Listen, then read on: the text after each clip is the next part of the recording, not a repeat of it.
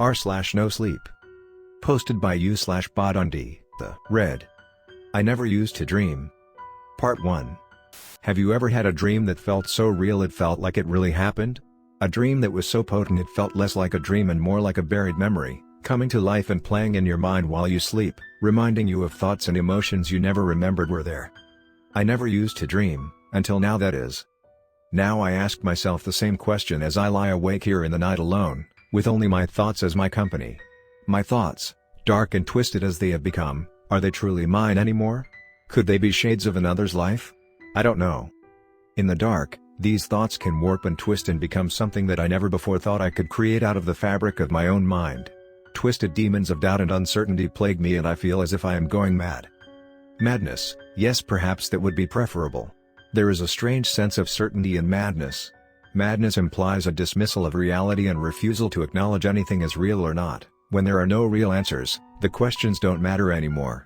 But if you are not mad, if you try to cling to reality, then you are forced to reckon with the questions, and the one I struggle with now. Is what is happening to me all real? That question and the lack of a definitive answer has forced me to doubt my own perception, thoughts and sanity. Maybe it is all just phantom conjurations, caused by an undiagnosed night fever or infection that has afflicted my mind. I consider that it would be the most comforting of notions compared to the alternative which I know could never be true, and yet I cannot refuse its existence any longer. Amidst all troubling questions of my sanity, I have a much simpler one. Shall I sleep tonight? A silly question, I know, one with an undeniable answer to almost any who would ask it. The question would seem confusing, rhetorical and absurd if asked with sincerity by a normal person to another. Yet, I do genuinely ask myself if I should sleep tonight, indeed if I can sleep tonight. Is the mercy of rest worth the price of my sanity? Oh yes, the act would be merciful, for I am very tired and I have not slept in days. The pills, the caffeine, the stimulants, they will not work forever. Am I postponing the inevitable? It can't hurt me, it is just a dream. It is not real, you cannot be real. I scream out loud, with rising frenzy in my voice. I check my outburst and fall back into the solemn reverie of my writing. I must finish this account before it is too late. I feel so tired and I reflect on how I have taken so many aspects of my life for granted, sleep, for instance. Before now I would lay my head down and sleep until I woke up the next morning.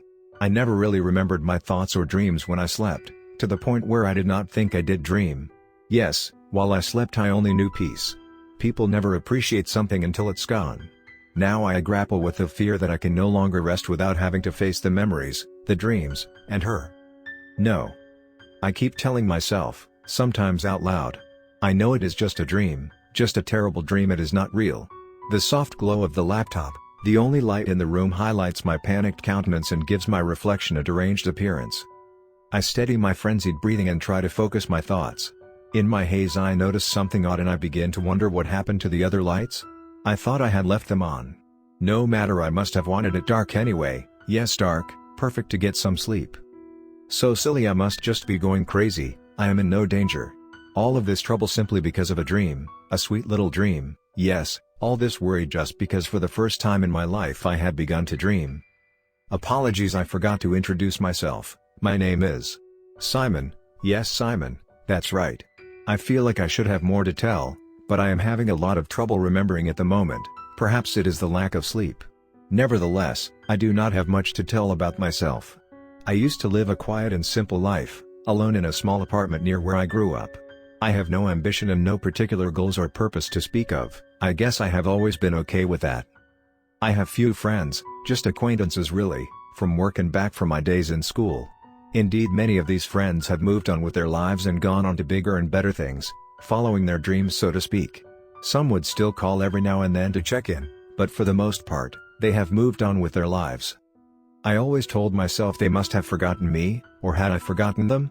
I just cannot seem to recall. I can scarcely remember their names, but I have always been bad with names. Perhaps they did not forget, perhaps they never really knew me at all. Indeed, I always felt alone, for my friends had their hopes, their dreams, and mine always seemed destined to be forgotten. Despite my loneliness, I used to consider myself somewhat content. I had a decent job as a manager in a local store, and despite my absence of real friends, I had an abundance of people I socialized with online through the various video games and social channels I participated in. Additionally, I would attend the occasional get-together with some people from work, mostly the ones who are actually somewhat close to my age, as many of my co-workers are much older than me. It was at one of those get-togethers where the turning point of my life occurred and my descent began. I will try for any reader's sake here, to come to grips with the events of the last 2 weeks. My hands shake as I try to type this record, perhaps for posterity. Maybe if someone learns from what happened they can do something about it, if they find themselves in this living nightmare. Likely not though. I start to cast my mind again into the past few weeks. My mind is getting foggy, and I know I will need at least a wink. Yes, I will rest for a bit, but not before I finish at least this part of my account. No, I must finish that. Now where was I? The beginning 2 weeks ago.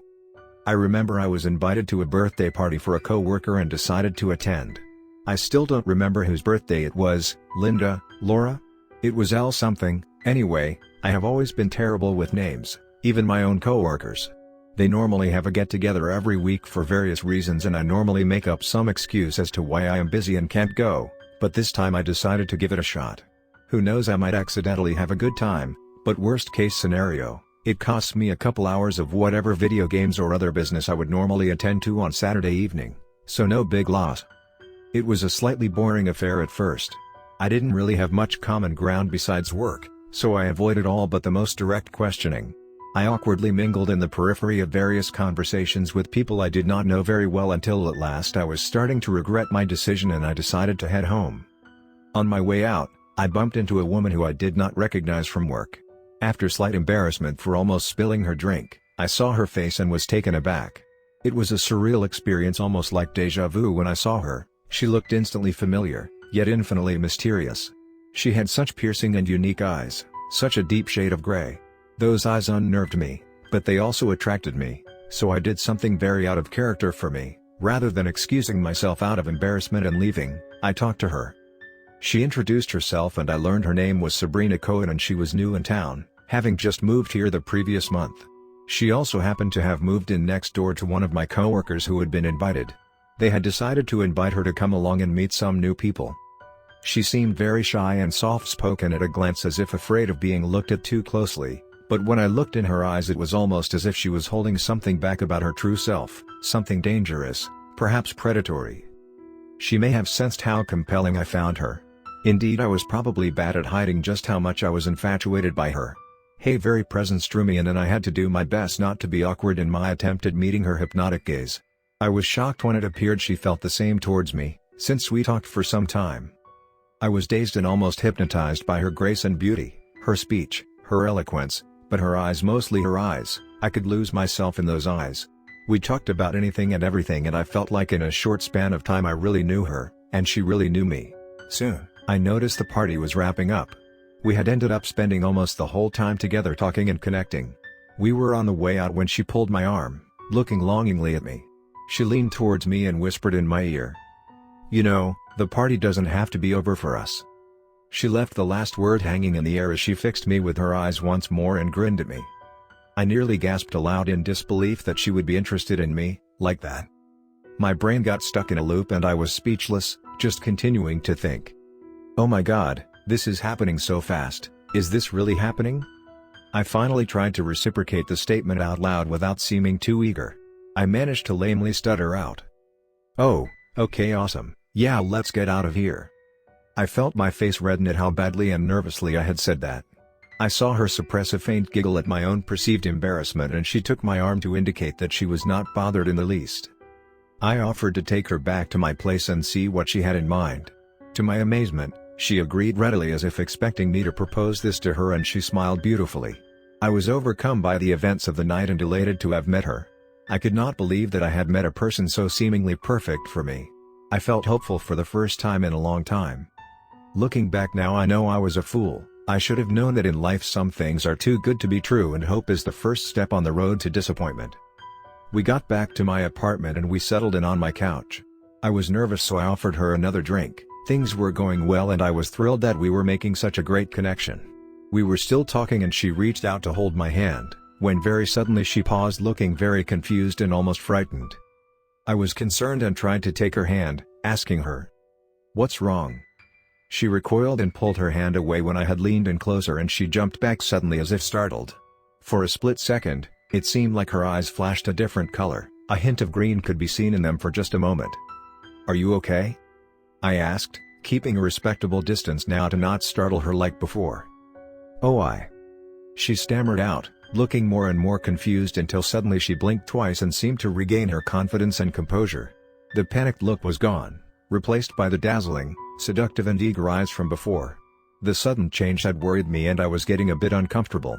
Noticing the apprehension on my face, she leaned in towards me, arresting me with her stare, and before I could utter a word she kissed me passionately and I fell away from the moment and forgot my questions and concerns.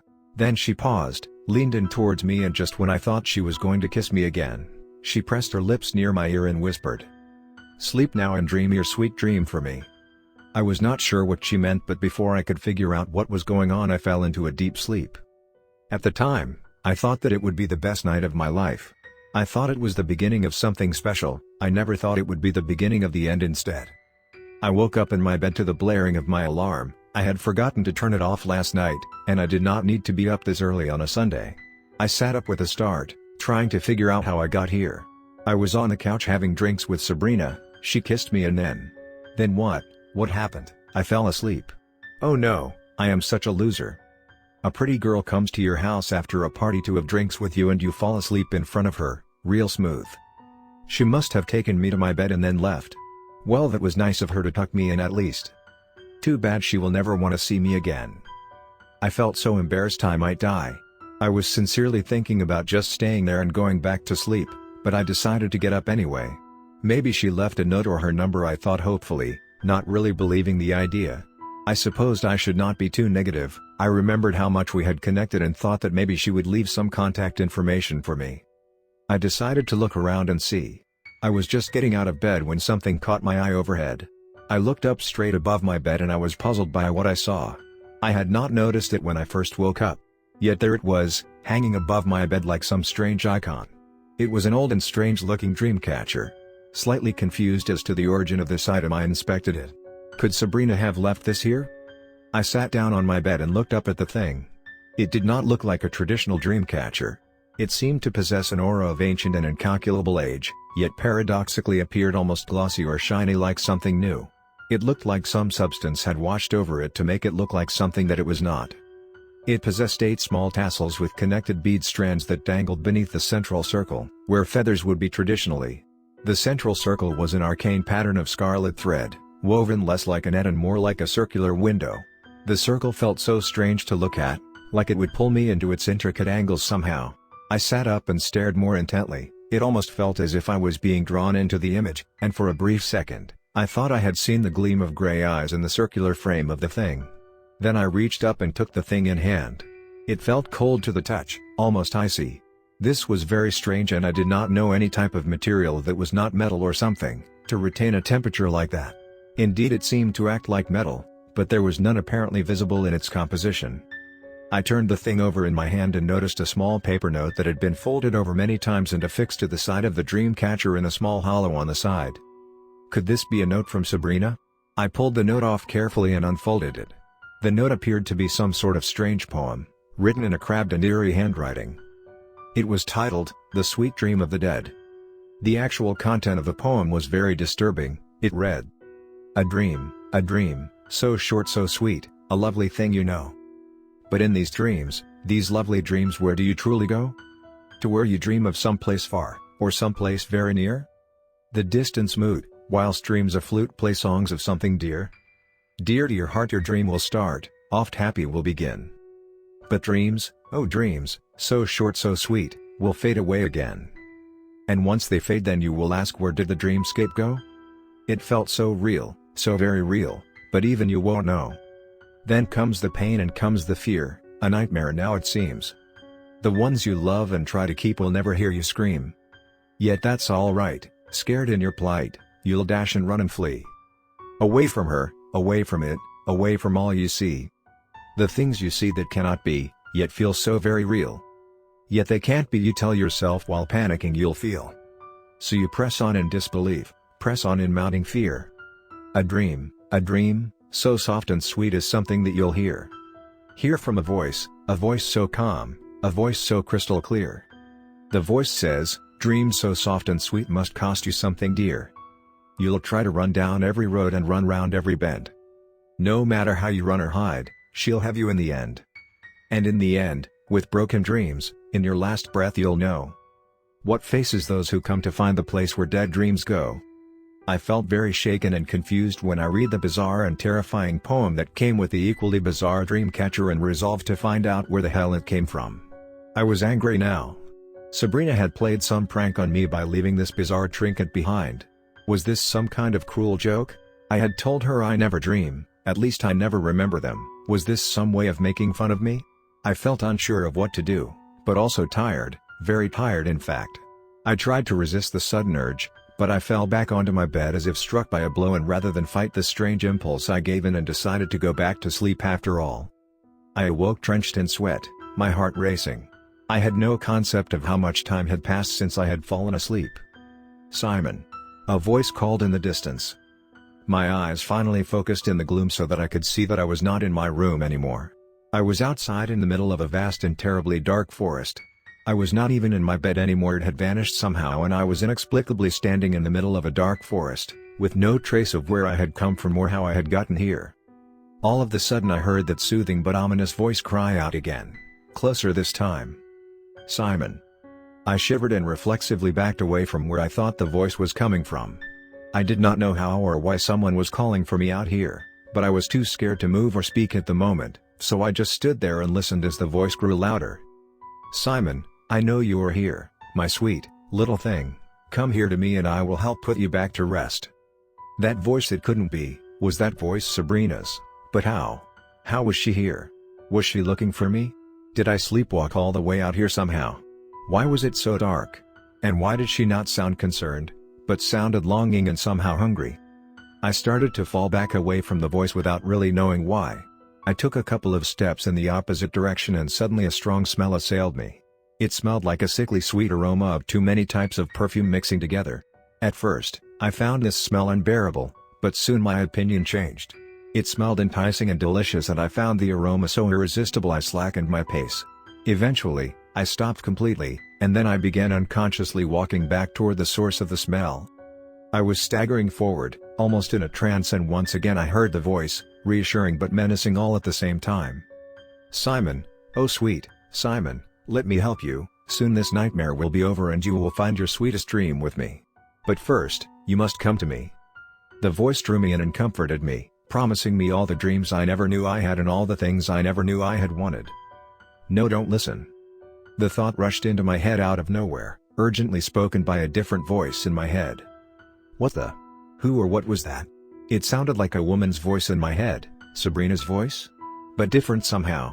I continued slowly walking toward the voice, while it continued growing louder and louder, all the while the sweet smell grew stronger, more overwhelming. Then as I walked, a form emerged from the shrouding vapors of fog and perfume. It was Sabrina, or was it?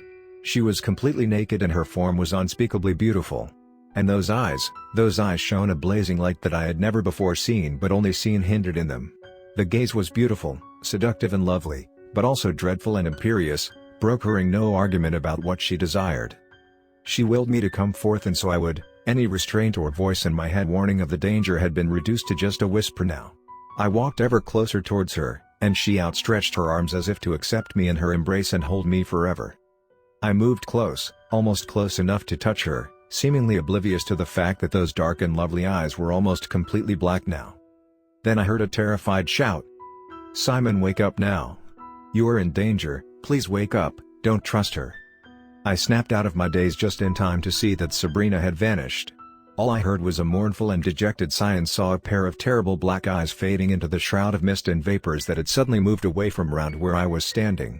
I was so confused about what had happened. Before I had another second to think about the strange event, I thought I heard Sabrina's voice again, pleading. "No, please, please don't, please don't." Then silence. What was happening? My vision blurred, and in an instant, I felt displaced, like I was somewhere else, somewhere near where I just was but not there. It was foggy here too, and I felt panicked and felt somehow like I was no longer in my own skin. I took a shaky step forward and tripped over a high heel shoe that I was wearing. I barely had time to register the fact I was wearing heels when suddenly I cried out loud against any direct impulse under my control. I heard it then. My voice was not right, it sounded feminine and nothing like my own before. I cried out again without thinking. Please leave me alone. That voice, my voice, Sabrina? How? Suddenly the shadow of a long arm terminating in a wicked claw reached for me. I was pulled violently into the thick fog and I screamed one last time. I woke up again drenched in sweat, a fading whisper ringing out in my semi-conscious mind. It was fading fast, yet it called out to me. Who are you? I shook my head in a confused and terrified daze. I checked and was grateful to see that this time I was in my actual bed. It was noon now and my alarm was blaring again. Hadn't I turned it off? It was just a dream, wasn't it? A dream, yes it must have been, but it felt so real, like I was actually there. Is this what dreams are often like? No, it can't be. This was definitely a nightmare if anything. If this was common fare, I was grateful I had not been able to dream, at least not until now. A sound snapped me out of my contemplation. It was the dream catcher, and somehow it had made a harsh, metallic sound while swinging. This didn't make any sense. It did not appear to have any metal parts when I first examined it, and how was it hanging over my bed again all of a sudden? I pulled it down once more and took a closer look at it. Sure enough, when I rolled it over in my hand I saw what appeared to be a metallic spike or sliver of some unknown metal, replacing what had once been one of the simple tassels. I saw something slowly appear as I stared at the object. In the center, was it a pair of eyes? They looked straight at me and began to focus and change color from a deep gray to black. I stood transfixed again, lost in these eyes somehow familiar. I jumped with a start as the alarm started blaring again. I had only hit snooze instead of turning it off. My surprise was followed by a painful realization. I had dropped the dream catcher and the strange new metal part had cut my hand as it fell. Why was it sharp? I thought it was strange when I noticed my hand was bleeding a lot for what had seemed like such a little cut. It was even stranger the blade had no blood on the tip. I regarded the creepy object for another moment and went to the bathroom to get a bandage for my hand. I did not want to sit here and wait for answers, so I decided I had no more time to dwell on it. I was going to look for Sabrina and find out where she had found this disturbing item, and why she left it with me. This was just too much. I had to find out what this thing was and where it came from. That was how it began, at least I think it was. Forgive me, I am so tired I need to sleep. The fear cannot dissuade me any longer. I will say a prayer and lie down. Hopefully if I am okay I can continue this account next time. Be well my friends and be mindful of your dreams.